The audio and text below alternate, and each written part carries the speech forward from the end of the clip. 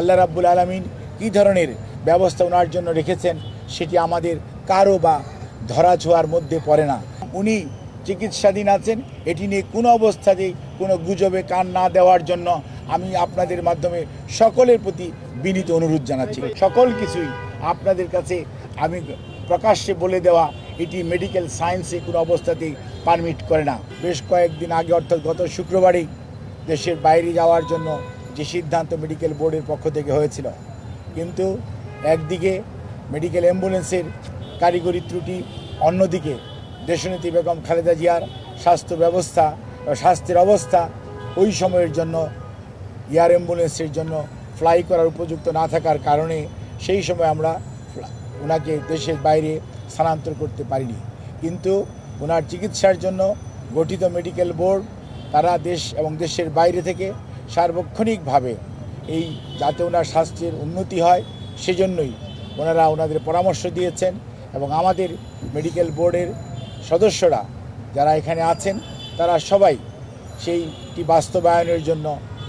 সবসময় চেষ্টা করছেন এবং সেই লক্ষ্যেই আমরা এগিয়ে যাচ্ছি যাতে সর্বোত্তম সেবা ওনার জন্য নিশ্চিত করা যায় এবং পৃথিবীর মধ্যে যাতে ভালো চিকিৎসা সেটি উনি পেতে পারেন সেই জন্য এখানে রেখেও সকল পর্যায়ের চিকিৎসকদের দেশে বিদেশের তাদের পরামর্শক্রমে ওনার চিকিৎসা অব্যাহত রয়েছে এবং আমরা খুবই আশাবাদী, মেডিকেল বোর্ডের সম্মানিত সকল সদস্যরাও আশাবাদী যে ওনার সুচিকিৎসা নিশ্চিত করা যাবে এবং পরবর্তীতে হয়তো ওনাকে যে কোনো সময়ে প্রয়োজনে দেশের বাইরেও নিয়ে যাওয়া হতে পারে। এখনও এই জিনিসটি এই পর্যায়েই আপনাদের মাধ্যমে বলার সময় আসে নাই, কারণ একবার আমরা কথা বলেছিলাম, কিন্তু আমরা এক ধরনের কথা বলি, আল্লাহ রাব্বুল আলামিন কী ধরনের ব্যবস্থা ওনার জন্য রেখেছেন সেটি আমাদের কারো বা ধরা ছোঁয়ার মধ্যে পড়ে না। কাজেই মহান আল্লাহ রাব্বুল আলামিনের রহমত এবং মানুষের দোয়া এবং সব মানুষের প্রচেষ্টা এবং চিকিৎসার সাথে সম্পৃক্ত চিকিৎসক, নার্স সহ সকল পর্যায়ের চিকিৎসা কর্মীদের অব্যাহত প্রচেষ্টা, সেই সাথে ওনার পরিবারের সকল সদস্য সহ দেশের 17 কোটি মানুষের উৎকণ্ঠার মধ্যে সবাই দিনাতিপাত করছেন। কাজে এই অবস্থায় আমরা আপনাদের মাধ্যমে দেশবাসীর কাছে আমরা আকুল আহ্বান জানাই, আবেদন জানাই, ওনারা যে দোয়া করছেন, ওনারা